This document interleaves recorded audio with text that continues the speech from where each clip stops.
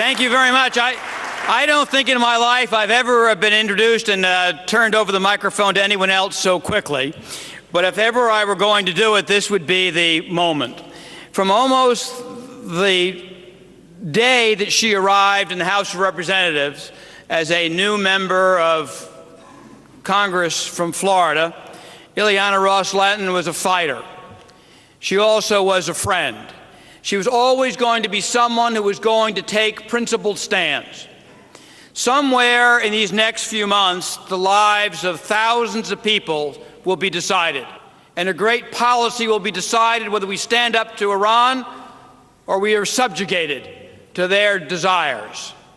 In that debate, we could have no better fighter, no better leader than the chairwoman of the House Foreign Affairs Committee, Ileana.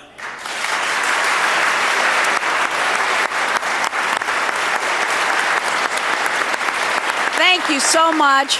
I am so thrilled that Mr. Torricelli introduced me.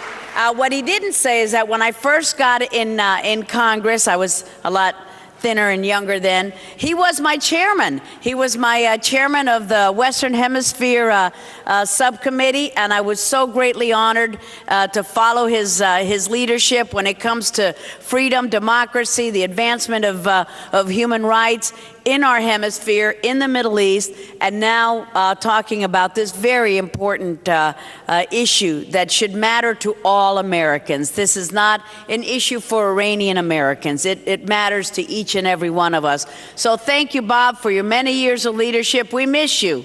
Come on back. No. and look at we got Andy Card, you've got John Bolton. Oh boy.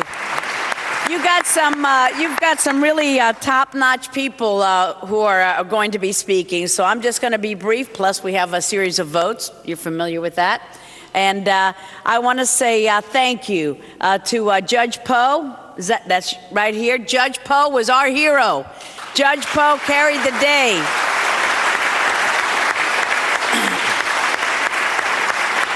And the judge laid it all out for us last week in our committee, because the problem that we face is real, and the problem is growing. A lot of people took their eye off the ball, and they're looking at this so-called Arab Spring, which may be good, may end up not being so terrific. And as Netanyahu says, he fears that the Arab Spring may bring about an Iranian winter. And some people have taken their eye off the ball, which is Iran and their horrible human rights abuses and their speed with which they are becoming a nuclear power. And the government in Iraq, as we know on this issue, is not upholding the assurances that it signed, saying that it would provide humane treatment to the residents of Camp Ashraf. And because there is no U.S. pressure for them to do what they said that they would do, they will not do it. Instead, what the government of Iraq has done, as we know, it has forcibly entered the camp time after time, resulting in the deaths of dozens and the injuries of so many more. And we've all seen that chilling video over and over again. It is horrendous. Where is the outrage? Where are the people saying, and the human rights activists saying, let's investigate, let's do something, let's help these innocent victims? There's no guarantee that the government of Iraq and their security forces will not repeat their past unacceptable behavior, because they have paid no price for it in the international community.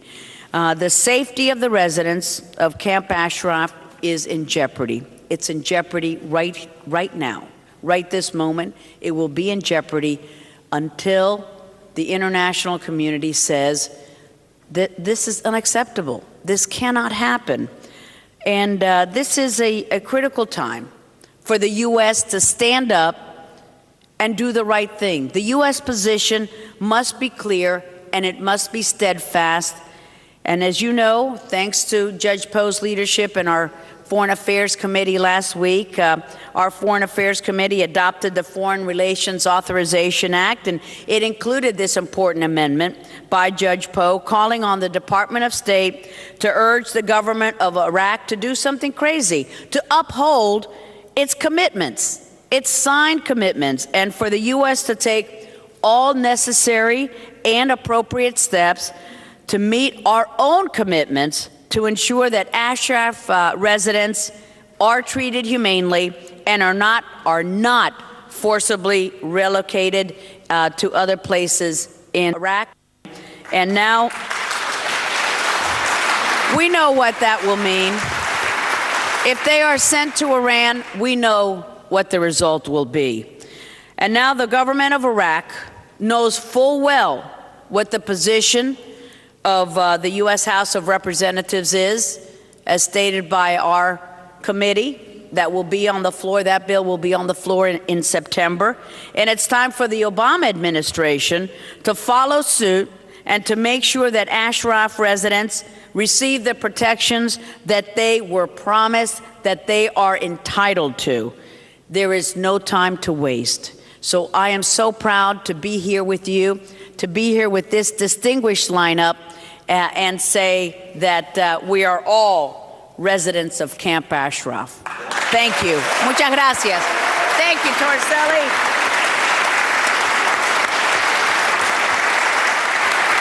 You're up again. Great to see you.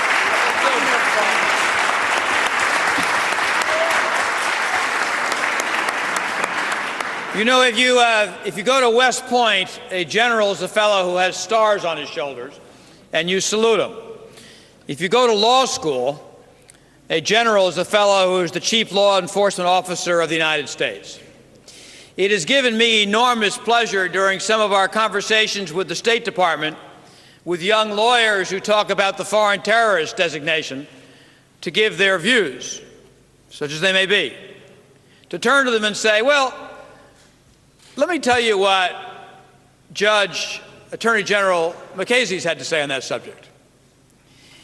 Because there is not a more distinguished voice in the country on these matters.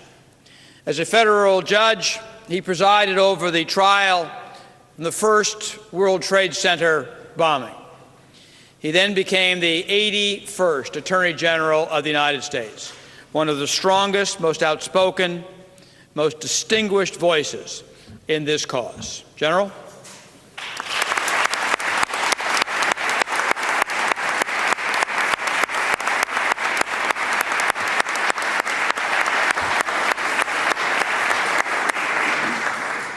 Thank you, Senator Torricelli. You know, in looking around and listening to the people that you've been listening to, people with the credentials of an Andy Card or Ambassador Bolton and the others on this panel, Sheila Jackson Lee, Congressman Bartlett, and seeing the array of people here and looking at the possibilities that we're looking at in Iran and elsewhere, it really kind of recalls the opening line of the Charles Dickens novel, Tale of Two Cities. It was the best of times, it was the worst of times. In a way, it's the best of times. The possibilities for human freedom today are greater than they've ever been, probably in the history of the world. Freedom is breaking out all over in some very unlikely places. There's reason for hope. People in Ashraf are holding together and are standing up for what they believe in and for what you believe in, which is simply the cause of human freedom and human dignity. And yet, we see a spectacle like the one we saw back in March when Iraqi troops, these are our erstwhile allies, go in with weapons supplied by us, with vehicles supplied by us, applying training supplied by us, and kill defenseless men and women. We see the spectacle of an American ambassador representing his country by saying that the people of Ashraf have to deal with me. I'm running this. This guy could have sold beer for Al Capone. He missed his calling.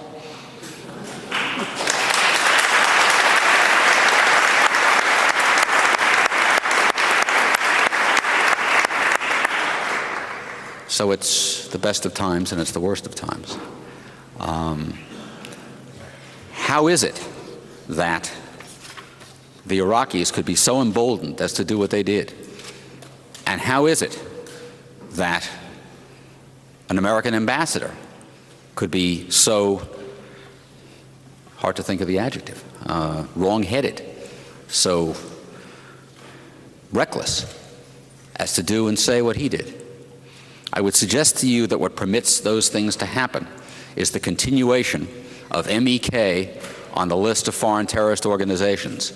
That's what emboldens the Iraqis. That's what sets off people of weak temperament like the ambassador to do and say what they did and said. The cure for this is to remove the MEK from the list of foreign terrorist organizations. And that cure is not difficult to administer. The legal case is there. They don't fulfill the requirements of the statute. They have not been a danger to anybody for well over the last 10 or 20 years. They have renounced violence.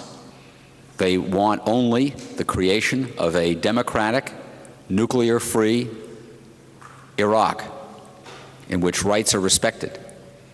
And when they are removed from that list, then the worst of times really will be transformed into the best of times, but it won't happen until that designation is changed. And so it is enormously important for you here to keep up the pressure on Congress, keep up the pressure on the State Department, because this is a town in which people respond to what are called forcing events. Things should be done here based on what's right, but it often happens that it takes forcing events to make things happen. And you should continue to be forceful and create forcing events like this and like other conferences that you've held, so that the Congress and the State Department understand that everybody's eyes are on them, that this decision has to be made, it has to be made soon, and it has to be made right. And when it is, then this country will be what Abraham Lincoln said it was, which is the last best hope of earth. Thank you very much for your attention.